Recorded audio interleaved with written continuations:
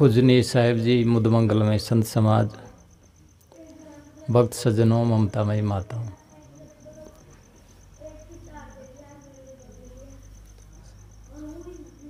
होय बीस्त जो चितन डोलावे।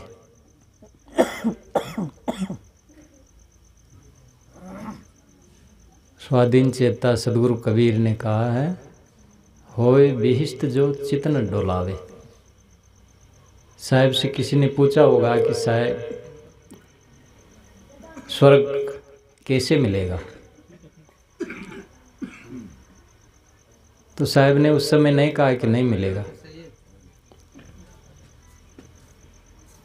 साहिब पात्र देखकर उनके अनुसार बात करते थे। कहाँ खंडन करना, कहाँ मंडन करना, ये उनके विवेक में समा गया था। इसलिए हमें भी पात्र देख के बात करना चाहिए। सब खरी बात पचा नहीं पाते, इसलिए साहिब ने सामान्य बातें भी कही है और सामान्य शब्दों में बात कही है और पूर्ण विवेक की बात भी कही है। तो जहाँ जब जैसी सभा या श्रोता या जिज्ञासु थे, उन्होंने वैसी बात कही। और सदगुरु कबीर में समन्वय की शक्ति थी, क्योंकि उनका पूरा जीवन समन्वित था। समन्वय का मतलब मेल जोल, मेल मिलाप, सबको निभा के चलते थे। इसलिए उनकी वाणी में सबके शब्द है और उनकी वाणी सर्वव्यापक है। हिंदू संतों में तो मिलती है और जैनों में, बौद्धों में, आर्य समाजियों में, सब जगह उनकी वाणी प्रचलित है। यहाँ तक सरकार में भी कबीर के दोहे हैं। बिना कबीर के कोर्स पूरा नहीं होता। शुरू से लेकर अंत तक, झोपड़ी से लेकर महलों तक कबीर व्यापक है।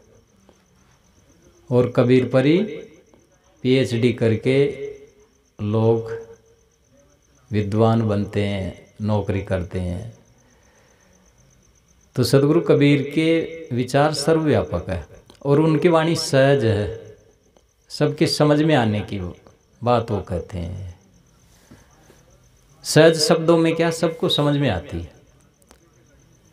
कई संप्रदायों के शब्द बड़े जटिल होते हैं तो सबके समझ में नहीं आती है। जैसे वेदांत में उनकी परिभाषाओं में बहुत जटिलता है। सदगुरु कबीर का सहज मार्ग था, सहज जीवन था और उनकी सरल भाषा थी। जाए पाप सुख ही उगना, ये उनकी भाषा थी। आपका पाप चला जाएगा तो बहुत सुखी हो जाओगे आप। जब तक पाप रहता तब तक दुख जीवन से नहीं जाता। इसी को वेदांत की भाषा में कहते हैं, अविद्या की निवृत्ति होने पर परमानंद की प्राप्ति होती है। शब्दों का अंतर है, बात एक ही है। इसलिए सदगुरु की भाषा सहज है। 20 शब्द उर्दू, अरबी, पारसी का, तो पूछने वाला वैसा ही होगा। तो उन्होंने कहा कि अगर तुम चित्त को एकाग्र कर लो, डुलायमान न करो, तो बस आपका उसी समय स्वर्ग है। जब जब हमारा मन चंचल होता, हम नरक में होते हैं। काम, क्रोध, लोभ, मोह, ये नरक के द्वार है। ये हमको नरक में ले जाते हैं। और चित्त डुलाना बंद कर देता है, शांत रहता है, तो उसी समय स्वर्गमय जीवन होता है। और स्वर्ग कोई बाहर नहीं है। सदगुरु कबीर का स्वर्ग बाहर नहीं है। सदगुरु कबीर संतों की संगति कोई स्वर्ग माने। जो सुख साधु संग में सो बेकुंठ नहाए, राम बुलावा भेजिया दिया कबीरा रोई, जो सुख साधु संग में सो बेकुंठ न होई। राम जी ने बुलावा भेजा कि राम कबीर साहब हमारे बेकुंठ में आ जाओ। तो साहब ने कहा कि आपका बेकुंठ आपको मुबारक, मुझे तो जो साधु संग में आनंद मिलता है वो बेकुंठ में नहीं है। एकाएकी राम से की संतन के संग, दुनिया से थी दोस्ती परत भजन में भंग। कई लोग ऐसे नारकीय होते हैं जो उनके संग साथ बैठने से हमारा जीवन नरक हो जाता है। इसलिए कुसंग सबसे बड़ा जहर है। कुसंग को त्यागो आप। सत्संग तभी लाभ करेगी जब कुसंग को त्यागेंगे। आयुर्वेद में कहावत है कि 100 दवा 1 परहेज। आप 100 दवा करो चाहे 1 परहेज कर लो तो 100 दवा की जरूरत नहीं रहती। आप दवा भी करते रहे परहेज न करें तो लाभ नहीं होता। परहेजगारी सबसे बड़ी दवा, फिर दवा की जरूरत ही नहीं पड़ती। लंघनम परमम औषधम, अर्ध रोगहारी निद्रा सर्व रोगहारी क्षुधा। ये उपनिषद के सूत्र है, आयुर्वेद के सूत्र है। अर्ध रोगहारी निद्रा सर्व रोगहारी क्षुधा। आधो रोग नष्ट करे से बढ़िया नींद आओ जदे। बढ़िया नींद ना हो लोगा ने कड़ोटा बदलता रहे, परेशान रहे, बेचैन रहे, टीवी मोबाइल देखता देखता तो सोच वो कचरो भर, फिर कैसे अच्छी नींद आएगी। सोते समय आप ध्यान भजन सत्संग करके सो, सदग्रंथ पढ़ के सो, तब अच्छी नींद आएगी। और अच्छी नींद के लिए समाधि की जरूरत होती है, ध्यान की जरूरत होती है। स्वामी शंकर ने कहा कि सुख से कौन सोता? उन्होंने कहा समाधि निष्ठ। सेते सुखम कस्तु समाधि निष्ठ है। सुख से कौन सोता है? जिसकी समाधि लगती है, ध्यान में मन लग जाता है, शांत रहता है, ध्यान से उठने का मन नहीं करता। हमारे बंधन हमको बेचैन करते हैं। बेचैनी दुख का कारण होता है। बैठा नहीं जाता, सोया नहीं जाता, चित्त उड़ा उड़ा रहता है। बात करने में भी उद्वेग है, हमेशा ही क्रोध में झंझना के बात करते हैं। सहज सीधी बात को भी तनाव में करते हैं। छोटी सी बात को भी झल्ला के बोलते हैं। इतनी आवाज़ करने की कहाँ जरूरत है? जितना हम आवाज़ करते हैं उतनी आवाज़ की जरूरत नहीं। जितना काम करते हैं व्यर्थ, उतने काम की जरूरत नहीं है। व्यर्थ का प्रदूषण, ध्वनि प्रदूषण, व्यर्थ का प्रदूषण, जितना कमाते हैं उतने धन की जरूरत नहीं होती है। और जितना खाते हैं ना उतने खाने की जरूरत नहीं होती है। हम भूख से ज़्यादा खाते हैं, इसलिए फिर अपचों के रोग होता है। इसलिए सर्व रोगहारी क्षुधा, सारा रोग नष्ट करती है तेज भूख। तेज भूख न होने के कारण कुपित मल, वात पित्त कफ, ये हमारे को बीमार करता है। भोजन सही नहीं पचता ना, वही किसी के वात के रूप में, किसी के कफ के रूप में, किसी के पित्त के रूप में आता है। तो वो कच्ची भूख में खाता है, झूठी भूख में खाता है, कड़ी भूख में खाए, और उसके लिए समय समय से उपवास करे। इसलिए कहा लंघनम परमम औषधम। लंघन कहते उपवास को, यह सबसे बड़ी दवा। आप डॉक्टर के पास जाते हो, उनको पैसे देते हो, उसकी बजाय आप उपवास कर लो, पेट को थोड़ा आराम दो। इससे हमारी आंतें मजबूत होती है। और खाने के नाम पर हम कचरा डालते रहते हैं, जरूरत से ज़्यादा खाते हैं, जो पचती नहीं वो चीज़ें खाते हैं। उम्र के साथ पचना भी कम हो जाता है, लेकिन मन हमारा वही बना रहता है। तो मन को भी समझाना चाहिए, भाई अब उम्र चली गई, अब इतना खाने का नहीं। उम्र के साथ सब काम शोभा देते हैं। जवानी में कुछ खा लिए पच गया, अब थोड़ा ही पचेगा, लेकिन आदत वही रहती है, पचता नहीं। तो समय के साथ बदलना चाहिए। गाने वाले गाना बना दिए कि गलो जी अब टेम आराम की, दुनिया को न काम की। गलो जी उछाड़ पछाड़ कर रहे थे कुर्सी के लिए और मिले, अब कहाँ मिलेगी बार बार। तो गायक लोग कह दे कि गहलोत जी अब टेम आराम की, कौन दुनिया काम की। अब यह कौन तान नदे सदा साथ, बदलाव सब कुछ है। तो समय के अनुसार सब बदलते हैं ना, तभी जीवन समझ में आता। बदल नहीं पाते हम, बूढ़े हो जाते हैं, आदतें वही रहती है। आदतों को बदले। बुढ़ापा तो भजन के लिए ना, वानप्रस्थ आश्रम, संन्यास आश्रम, ये 4 आश्रमों की व्यवस्था की है हमारे ऋषियों ने, संतों ने। तो हमारा तो सारा ही जीवन ग्रस्त की पचड़े में ही चला जाता। बूढ़ा हो जाने पर भी है जवान तृष्णा तेरी, बूढ़ा हो जाने पर भी भजन का मन नहीं करता। वही नरक में काम क्रोध मोह में सड़े रहते हैं। बूढ़ा होकर भी वही चिलविलाट, वही गंदगी, वही काम भोग, वही तृष्णा, वही लड़ना झगड़ना तनाव, इसी में रहता। बूढ़ापा में काहे लोण और कोण, इनको ध्यान रखा है। लोण न देखना चाहिए, जैसी मल जाए जैसी खा ले। बुराई न करे बेटा बुआ की, भाई बढ़िया नदियाँ बना, बहुत बढ़िया चीज जैसे भी मल गए जिन खा लेना चाहिए। बुराई करला तो फिर मल जे भी न मल, हिले बुराई न करो, जैसे मल गए जिन खा ले और आराम सो रहे। बुराई करला तो तड़का फिर वह भी न मल, फिर पांग देला का टूस लाई नहीं। तो इसलिए बुराई मत करो, जिससे मतलब जिन खा लियो।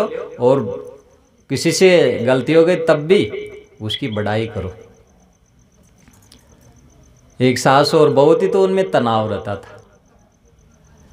तो वो क्या करती थी, सर अनाज साफ कर रही थी, तो उसमें कुछ कंकर रह गए। तो सासू की तेज बोलने की और क्रोध की आदत थी। सासू को मतलब है जो सास न लेवा दे, बुआ न सास न लेवा दे ना, उन सासू का बेचैन करे रहा। लेकिन याद रखो, अगर ते वहाँ न सास न लेवा दे तो फिर वो भी बुढ़ापा में आपकी कसर सारी काट लेगी।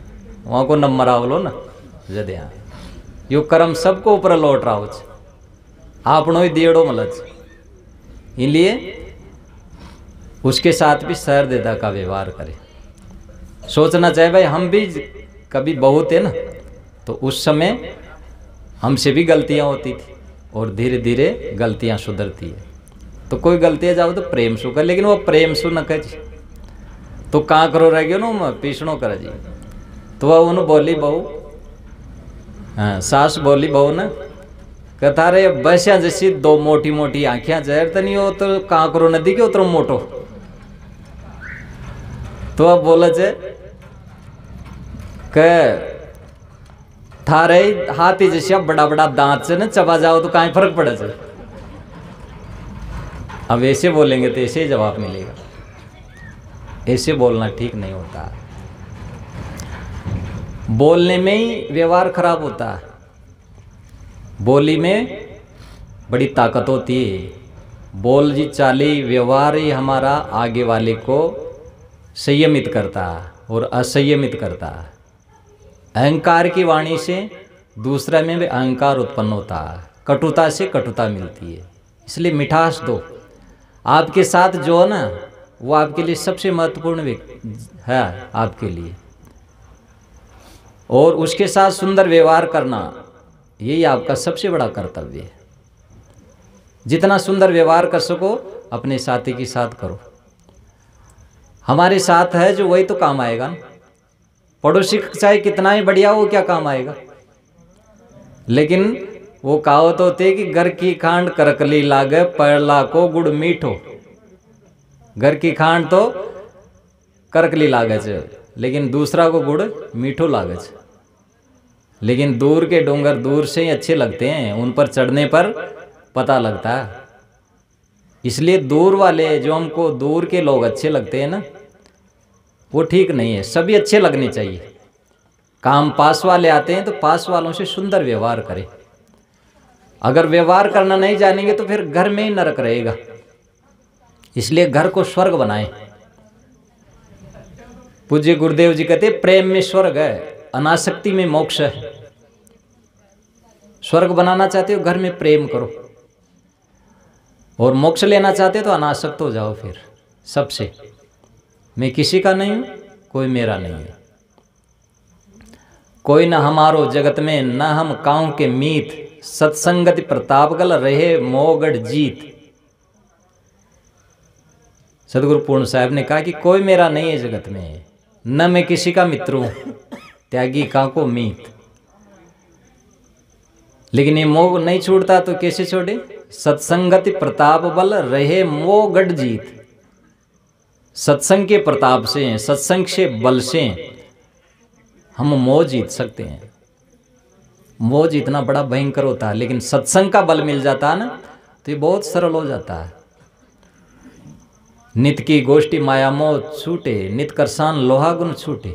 रोज रोज सत्संग करते करते भजन का असर आएगा धीरे धीरे, संग छोड़ देगी माया तेरा धीरे धीरे।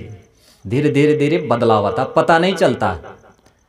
अच्छी संगत करते करते हमारे में धीरे धीरे अंदर से बदलाव आता जाता है, और बुरी संगत करते करते बिगाड़ होता जाता है। संगति कल्याण करती है, संगति सत्यानाश करती है। सत्यानाश करने वाली संगत ना करे, अच्छी संगत करे जो हमारे को निर्मलता दे, शांति दे। सत्संग में मन निर्मल होता है, इसलिए इसकी महती आवश्यकता होती है। इसको आप दिलो जान से करो, इसके लिए समय निकालो। पूरा जीवन ही सत्संग के लिए मिला, अब उसके लिए हमारे पास समय नहीं होता। अखबार पढ़ने के लिए समय होता, मोबाइल के लिए समय होता, चाय की तड़ियों पर बैठने के लिए समय होता, गपशप मारने के लिए समय होता। एक्सीडेंट हो गए, हॉस्पिटल में भर्ती रहे 1 महीने, वहाँ कहाँ से समय मिल गया? हम लाभ निश्चय नहीं मानते ना, इसलिए समय नहीं मिलता। जिसमें लाभ होता है उसके लिए समय निकाल लेते हैं। अब सत्संग में लाभ निश्चय होगा ना तो उसके लिए हम समय निकाल लेंगे। तो लाभ जाने भाई, ये सबसे बड़ा लाभ है सत्संग प्राप्त होना। आप घर में बैठ के सत्संग करिए, और कोई संत गुरुजन मिले आसपास हो तो उनकी सत्संग करना चाहिए। गुरु गोरखनाथ जी ने तो कहा, लंका छोड़ पलंका जयबा सुनबा गुरमुख वाणी। लंका मिले, लंका के पल्ली पार मिले, वहां भी गुरुमुख से वाणी सुनने जाना चाहिए। गुरुमुख से सुनने का अलग प्रभाव रहता है। गुरु की पुस्तक भी वो लाभ नहीं दे सकती जो गुरु का मुख से सुनी हुई वाणी देती है। इसलिए जो सदगुरु की शरण में रहे हैं उनको अनुभव है, पता है कि गुरु से क्या लाभ मिलता है। पुस्तकें सदग्रंथ भी लाभ देते हैं, लेकिन जो साक्षात संत गुरुजन होते हैं वो लाभ देते हैं। मोबाइल से भी आप उनके वाणी सुनो, बढ़िया सुनना चाहिए, लेकिन जो लाभ सत्संग में होता है ना सन्मुख, वो उससे नहीं होता। तो इसलिए सत्संग की महती आवश्यकता है जीवन में। इसी से जीवन स्वर्ग होता है, और इससे हमारे चित्त की चंचलता मिटती है। चित्त चंचल वासनाओं से, इच्छाओं से, कामनाओं से, और सत्संग कामनाएं शांत करती है, इच्छाएं मिटती है। हमारे मन का दाब हमारे जीवन पर रहता है। जितने प्राणी पदार्थों की इच्छाएं होती है हम उसमें दबे रहते हैं, अशांत रहते हैं। अब सत्संग ये दाब खत्म करती है, स्वतंत्र करती है, उससे मन शांत होता जाता है, अपना आप ही सहज ही शांत हो जाता है। मैं एक बार ऋषिकेश में गया था, स्वामी राम सुखदास जी वहाँ एक संत थे, सगुण विचारधारा के। उन्होंने बताया था कि ध्यान में तो मन को शांत करना पड़ता है, लेकिन सत्संग में सहज ही शांत हो जाता है। तो इसलिए सत्संग की महत्ता सबसे ज़्यादा जरूरी है, सबके लिए सुलभ है, ये सहज रास्ता है। और ये करते करते समाधि सदती है फिर देर। बहुत काल करिए सत्संगा, तबई होय सब संशय भंगा। बहुत काल तक आप सत्संग करते रहेंगे, फिर आपके धीरे धीरे सारे संदेह, सारे मन की वासनाएं, मन के वहम, वो सब खत्म होते जाएंगे। तो इसलिए सदगुरु कहते हैं कि होय बीस्त जो चित्त न डोलावे। अगर अपने चित्त को आप चंचल न करो तो आपका स्वर्ग है। चित्त चंचल होता तभी तो विवाद होते हैं, अशांतियां होती है, उद्वेग आता है जीवन में, वाणी में कटुता आती है, बेचैनी आती है, घर घर में कलह है। क्यों है? सत्संग नहीं है। एक घर में तो मैं देखा था कि वो 5 भजन करते थे रोज, सब घर वाले सवाई माधोपुर जिले में, वो 5 गजन करके सभी, और फिर एक ही थाली में खा लेते थे सब। पहले माता पिता को खिलाते थे, अब पिताजी खा ले उसमें लड़के बच्चे खाते रहते थे, सास खा रही उसमें भव्य खा ली। इतना प्रेम था उस घर में। तुम्हें गया इतना प्रेम क्यों आपके? हम हमारा नियम है रोज सत्संग करते हैं और रोज सबके प्रणाम करते हैं। कोई भी बात होती है तो सत्संग में मिट जाती है। तो इसलिए सत्संग हमको नरम करती है, कटुता नष्ट करती है। इसलिए आप भी रोज प्रणाम करिए बड़े बूढ़ों के, माता पिता संत गुरुजनों के। प्रणाम से हमारा अहंकार नष्ट होता। अभिवादनशीलस्य नित्य वर्धति चत्वारो आयुर्विद्या यशो बलम। उसकी आयु बढ़ती है, यश बढ़ता, बल बढ़ता। प्रातःकाल उठ के रघुनाथा, मात पिता गुरु नावई माता। आप राम जी को मानते तो राम जी तो देखे उठ करके माता पिता और गुरु को सिर झुकाते थे। तो रोज प्रणाम करो आप। गुरु आपके पास नहीं है तो मानसिक प्रणाम करो। माता पिता बड़े बूढ़े हैं उनको प्रणाम करो। आप झुकेंगे तो उससे आपके बच्चे भी झुकेंगे, वो भी झुकना सीखेंगे। आप उनको झुका रहे हैं, केवल कहने का प्रभाव नहीं पड़ता, करने का प्रभाव पड़ता। तो इसलिए घर में वातावरण सत्संग का बनाएं और जीवन को सुंदर सत्संगी बनाती है और हम नरक से बच जाते हैं। विवाद इसीलिए होता है कि ज्ञान नहीं है, अज्ञानता में ही विवाद होता है, अंधकार होता है ना। जिसे जिस घर में अंधकार है वहाँ टकरा जाएगा आदमी इधर उधर, और जिस घर में प्रकाश है वहाँ दिखेगा, वो संभल के चलेगा। तो जिन घरों में लड़ाइयाँ होती है वहाँ अज्ञान है। एक सास और बहू को पूछा मैंने कहा आप लड़ती है कि नहीं? तो सासू ने कहा कि ये तो नहीं लड़ती है। मैंने बहू से पूछा कि आप नहीं लड़ती है? को मैं जानते ही नहीं कैसे लड़ा जाता है। बहुत अच्छी बात लगी मुझे, आप जानते ही नहीं लड़ना। एक दूसरी सास बहू थी, उसको पूछा तो मैंने कहा आपके लड़ाई होती है कि नहीं? कल लड़िया बना भी रचे को कोई। अब उनका ये अनुभव था कि लड़ाई के बिना घर में 2 भाषण से तो खड़बड़ा वही। अलग अलग अनुभव होता है। जिसको लड़ाई करने की आदत है उसको ये होता है भाई सभी लड़ाई करते हैं, इसके बिना कोई नहीं रहता। लेकिन कई ऐसी माता बहनों को जानते हैं जिनमें कभी लड़ाई नहीं होती, ना तो सास लड़ती है ना बहू लड़ती है, माँ बेटी की तरह रहती है एकदम। बहुत से हैं ऐसे। तो स्वभाव ही उनका अच्छा होता है। अब स्वभाव को सुधारने में सत्संग मदद करती है, और राग द्वेष कोई बात हो जाती है तो उसमें वो सब मिट जाती है। साधु सोना सजन जन टूट जुरे 100 बार, कूजन कुंभ कुमार का एके धखा दरार। कुजन आदमी की गांठ बनती है और जो साधु सज्जन होते हैं उनके गांठ नहीं रहती है। वो बात को मिटा देते हैं, रात बीती और बात बीती, खत्म कर देते हैं बात को। तो इसलिए सत्संग से हमारे मन में मेल नहीं रहता, ये मन को निर्मल करती है। और यही भगवान का भजन भी है। भगवान का भजन तो करे मंदिर में जाके, और घर में आके लड़ाई करे तो। रामई सुमरे रण भिरे पिरे और की गेल, मानुष केरी खोलरी ओडे फिरत बेल। राम राम भी करे और लड़ाई करने के लिए भी तैयार है, तो क्या मतलब हुआ उस राम राम से?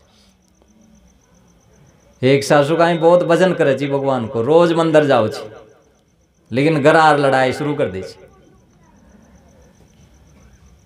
तो वह जो सासू ची वह बहू ची तो वह सोची भाई ये काहे करे छे मंदिर में जार देख।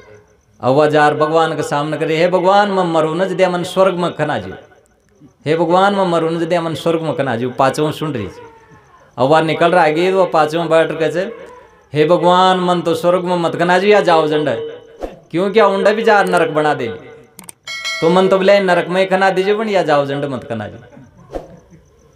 तो ऐसे घर कोई जो नरक बनाए रखे हैं उनको कहाँ स्वर्ग मिलेगा? अनजाने को स्वर्ग नरक है, हरि जाने को नहीं। साहब ने कहा ये तो अनजान लोगों की बात है, जो हरि को जान गए, आत्मा को जान गए, अपने आप को जान गए, उसके लिए कहीं स्वर्ग नरक नहीं, यही स्वर्ग है यही नरक है। जो कलह करता है, जिस घर में गंदगी रहती है, हा हू गाल गलोच ये रहता तो उस घर में ही नरक, और कहाँ नरक होता दूसरी जगह। प्रसक्ता काम भोगेषु पतंती नरके अशुचो। गीता कहती है कि घोर नरक में कौन पड़ता। अनेक चित्त विभ्रांता मोहजाल समावृता प्रसक्ता काम भोगेषु पतंती नरके अशुचो। घोर अशुद्ध नरक में वह पड़ता जिसका चित्त दिग्भ्रमित रहता, चित्त चंचल है। चंचल चित्त के अदम काम, कहे कबीर भज राम नाम। ये चंचल चित्त अदम काम करवाता, नीच काम चंचल चित्त से होता।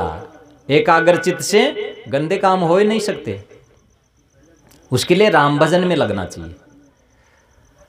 तो कहने का मतलब है राम भजन क्या, आत्मशोधन। आप राम का नाम लेते हैं, कृष्ण का नाम लेते हैं, जैसे जिस नाम में आपकी श्रद्धा लेते हैं, कोई बुरी बात नहीं, लेकिन राम को जाने। राम आपका स्वरूप है, अपनी आत्मा, और सब में राम है। तुझ में राम, मुझ में राम, सब में राम समाया। सबसे कर लो प्रेम, जग में कोई नहीं पराया।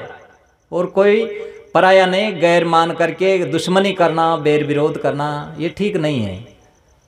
नहीं वेरेन वेरानी सम्मति कुदाचन अवेरेंच सम्मति ऐसो धम्मो सनातनो। महात्मा बुद्ध से किसी ने पूछा कि सनातन धर्म क्या, तो उन्होंने नहीं कहा भाई देवी देवता मानना है या मूर्ति पूजना है या हिंदू धर्म को मानना। उन्होंने कहा बैर से बैर खत्म नहीं होता, प्रेम से बैर खत्म होता। यही सदा सनातन धर्म है। आप सबसे प्रेम करो, दुश्मन से भी प्रेम करो। एक दोस्त दिल में गर्दे गदूरत न चाहिए। अच्छे से तो क्या, बुरों से भी नफरत न चाहिए। कहने वाला कहता है कि हे दोस्त दिल में गर्दा गुब्बार मत रखो किसी के प्रति। आप सबसे बोलो, पहले बोलो, पहले नमस्कार करो, पहले राम राम करो। उसकी बाट मत ना लो भाई, वो बोले तब। आप पहले करो, बंदगी पहले करो, पहले रहो अच्छे काम में तैयार। एक व्यक्ति तो था जो सबसे पहले राम राम करता था। अब कोई उससे पहले करता था ना, तो क्या करता रहे, फूट गया करम, फूट गया करम। मतलब उसकी आदत थी कि वो पहले करे। वो कोई पहले कर लेता था तो वो अपने को गलती सोचता था, भाई मैंने पहले नहीं किया। तो झुकने में पहले रहो। पहले नमेशु गुरु नमे पाचे नवेशु शीश। देखा देखी जो नवे वहाँ का दर्शन फीक। साहब कहते हैं कि गुरु जो गंभीर होता वो पहले झुकता, वो पहले बोलता। कोई लड़ाएगी ना तो पहले बोल जाओ आप, गांठ मत रखो। बिना शर्त के क्षमा कर दो, बिना शर्त के प्रेम करो सबसे। शर्त मत रखो प्रेम करने में कि ये प्रेम करे तब करो। मुझे तो प्रेम करना सबसे, वो करे या ना करे। और बिना शर्त के क्षमा कर दो, बिना मांगे। कोई क्षमा नहीं मांगे तब भी आप क्षमा कर दो उसको। वो क्षमा मांगे तब नहीं, पहले कर दो आप। बड़ा होता वही क्षमा करता। क्षमा बड़न को चाहिए, छोटन को उत्पात। कहाँ विष्णु को घट गई जो ब्रघुमारी लात। अब क्षमा करते नहीं है, बैर विरोध करते हैं, भाई भाई में अंतर द्वंद्व रहता। राम भजन करते हैं, काहे के राम भजन करते हैं। एक भाई रामायण को पाठ कर चुको, तो एक जगह कथा हो रही थी रामायण की। तो उनके क्या एक मेड़ पर पेड़ था बबूल का, तो उसको लेकर खींचातान हो रही थी। वो कहे मेरा, वो कहे मेरा, वो मेड़ पर था। तो एक भाई ने सोचा कि इसको मैं मार ही दूंगा आज, अगर ज्यादा करेगा तो। कुल्हाड़ी लेके चला गया। और दूसरा भाई मंदिर में जा, कथा हो रही थी, वहां बैठ गए। तो वहां कथा में आ रहा था भाई राम जी ने भरत के लिए राज का ही त्याग कर दिया। और वो सोचे भाई भरत जी तो राज को ही त्याग कर दिया और मैं बबूल को त्याग न कर रही हूं, तो फिर काहे को भाई। उन्होंने जाकर कहा कि भैया ये बबूल अब तुम्हारा ही है। तो उन्होंने कहा कि क्या बात है कि राम जी ने तो राज्य का ही त्याग कर दिया, मैं बबूल भी नहीं दे सकता हूं। कहा ठीक है तू ये तेरा ही, अब चलो लड़ाई बंद। तो छोटी छोटी बातों के लिए विवाद कर लेते हैं। भाइयों से अनबोलना तन में रहता रोग। मूर्खों संग प्रीति करे रहे नरक का भोग। यो तो नरक चोर कहीं से। भाई भाई में न बोले, भाइयों से प्रेम करो। भाइयों से अनबोलना तन में रहता रोग, तनसु रोगी रहे। तो भी नरक में रच। और मूर्खों संग प्रीति करे, उनकी प्रीति मूर्खा के साथ। खल मंडली बसऊ दिन राति, सखा धर्म निभिहे के ही बाती। विभीषण जी राम जी से कहे कि मेरा धर्म नहीं निभता वहां राक्षसों के पास। तो उन्होंने कहा हे सखा, हे मित्र, दुश्मन के भाई को मित्र कह के संबोधित करते राम जी में ये नीति थी। और उधर राम जी तो अपने भाई को दुश्मन बना लेते। यही कारण है रावण की हार का। उसके पास चरित्र नहीं था, दुष्चरित्र था वो, और उसके साथ उसका भाई नहीं था। राम की विजय क्यों हुई? राम चरित्रवान थे और उसका भाई उसके साथ था। और दुश्मन के भाई को भी अपना बनाने की ताकत थी राम में। तो उसने कहा हे सखा, हे मित्र, सखा धर्म निभिहे कई बाती, खल मंडली बसों दिन राती। तुम खल की मंडली में, दुष्टों की, राक्षसों के कुसंग में रहते हो तो धर्म कैसे निभेगा वहां? धर्म के लिए तो संगत अच्छी चाहिए। कुसंग में बैठ करके आप अपने धर्म को, गुरु धर्म को, गुरु भक्ति को निभा नहीं सकते। नुगरा को कीजिए नहीं संग, ज्ञान ध्यान में पाड़े भंग। नुगरा आदमी का संग नहीं करना चाहिए, वो ज्ञान ध्यान भजन भंग करता है। सदगुरु पग मस्तक धरे, राम भजन सुप्रीत। राम चरण वे प्राणिया, गयो जमारो जीत। जीवन में कौन जीत हासिल किया? सदगुरु के चरण कमलों में अपना सिर रखे, उनके पद चिन्हों पर चले और राम भजन से प्रीत, आत्म कल्याण ध्यान भजन में अपना जीवन लगाए। आप रोज ध्यान करो, ये सबसे बड़ी बात है जीवन में। ध्यान करेंगे तो धीरे धीरे मन शांत होगा। कैसे भी जैसे जानते हो वैसे ही करो। आपका जो इष्ट है उसी का ध्यान करो। नहीं आप गुरुमुखी है, गुरु नहीं है आपके, तो कोई भगवान न मानो, उसी का ध्यान करो। राम जी का करो, कृष्ण जी का करो, जिसको मानते हो उसको करो। कोई भी सदग्रंथ उसको पढ़ो, धीरे धीरे समझ में आएगी। और गुरु संतों की संगत मिलती है, वहां पर बैठो तो धीरे धीरे आप में ज्ञान की शक्ति बढ़ेगी। जैसा करता वैसे करो। और कोई आप ज्यादा जान गए तो कोई जैसा तैसा करता है ना, तो उसको नकारो मत शुरू में। कोई जैसे हनुमान जी का भगत तो भाई बढ़िया, हनुमान जी बहुत बढ़िया थे, वो स्वामी भगत थे, ब्रह्मचारी थे, तो उनका जैसे हमको ब्रह्मचर्य का जीवन बनाना चाहिए और स्वामी भक्ति अपनाना चाहिए। देखो हनुमान जी कितने निर्माणी थे। उनका नाम हनुमान इसलिए था कि उन्होंने मान हनन कर दिया था, निर्माणी थे। जब विभागों का बंटवारा हो रहा था, डिपार्टमेंट बांट रहे थे राम जी सभी सांसदों को, तो हनुमान जी तो मुख्यमंत्री थे ही, लेकिन वो चुपचाप बैठे हुए थे। तो राम जी ने कहा कि हनुमान तुम चुप कैसे हो, तुम्हें बताओ कौन सा पद लोगे? तुमने कहा कि भगवान मुझे कोई पद नहीं चाहिए। कहने नहीं, बताओ लेना पड़ेगा तुमको। तो फिर 2 पद चाहिए मुझको। हाँ हाँ 2 दे देंगे, बताओ क्या चाहिए? तो कहीं आपके दोनों पद, बस इसी की चरणों की शरण में आप हम मेरे को सदा रखो। देखो कितने निर्माणी थे। तो हनुमान जी के भगत तो निर्माणी बने, अहंकार न करे, झुके। संत गुरुजन मिले वहां झुकना चाहिए, बड़े बूढ़ों के सामने झुकना चाहिए। दिन में मैंने कहा था ना कि कुमति निवार सुमति के संगी, महावीर विक्रम बजरंगी, कुमति निवार सुमति के संगी। हनुमान चालीसा में शुरू में आता। तो हनुमान जी भी किसकी सहायता करते हैं? जो कुमति का निवारण करता। तो कुमति नहीं आनी चाहिए हमारे जीवन में, सुमति हो। विभीषण जी ने यही शिक्षा दिया था रावण को। जहां कुमतिता विपत्ति निदाना, जहां सुमतिता संपत्ति नाना। हे भाई, आपने गलत किया, पराय स्त्री का हरण किया। जो चाहो आपो कल्याणा, सुजस सुमति सुभगति सुख नाना। तो पर नार लीलार गुसाई, तजेव चोत चंदा की नाई। सुमति कुमति सबके और वसी, नाथ पुराण निगम असकई। जहां सुमतिता संपत्ति दाना, जहां कुमतिता विपत्ति निदाना। हे भैया, जो अपना कल्याण चाहे, सुजस चाहे, सुमति चाहे, तो पराय स्त्री का मुख भी देखना चौथ के चंद्रमा की समान कलक समझ करके उसको त्याग देना चाहिए। राम जी के साथ रहने वाले लक्ष्मण जी इतने ही ब्रह्मचारी, संयमी, शीलवान थे। जब गहनों के लिए बात आई ना वाल्मीकि रामायण में, तो उनको कहा भाई लक्ष्मण जी गहने पहचानो किसके? तो उन्होंने कहा कि मैं कुंडलों को नहीं जानता हूं, मैं तो पैरों कि जो गहने हैं ये माता के, इसको जानता है क्योंकि रोज में प्रणाम करता था। देखो भाई, वो भाभी के प्रणाम करते थे, वो भाभी मां समान होती, भाभी के प्रणाम करते थे लक्ष्मण जी रोज।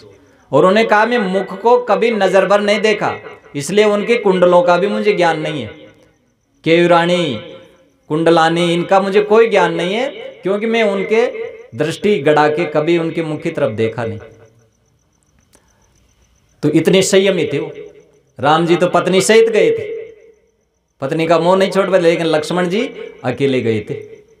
वो अपनी पत्नी को वहीं माता पिता के वहां छोड़ गए थे, वही माता पिता की सेवा करना था। तो लक्ष्मण जी बहुत संयमी थे और निर्मोही थे, और कई जगह विवेक बताते हैं। राम जी को डांटे थे जब वह उसके हिरण के पीछे भागे तब, लेकिन उनकी बात नहीं माना गया। तो कहने का मतलब है हमें संयमी बनना चाहिए जीवन में। तो विभीषण जी ने भी रावण को ये शिक्षा दी थी, भाई आप सुजस सुमति कल्याण चाहते हो तो पराई स्त्री का हरण किया, आप गलत किए, अब लौटा दो। सुमति कुमति आ जाती है, गलती हो जाती है, लौटा दीजिए। क्यों कि कुमति है जहां विपत्तियां ही विपत्तियां, सुमति है जहां संपत्ति संपत्ति।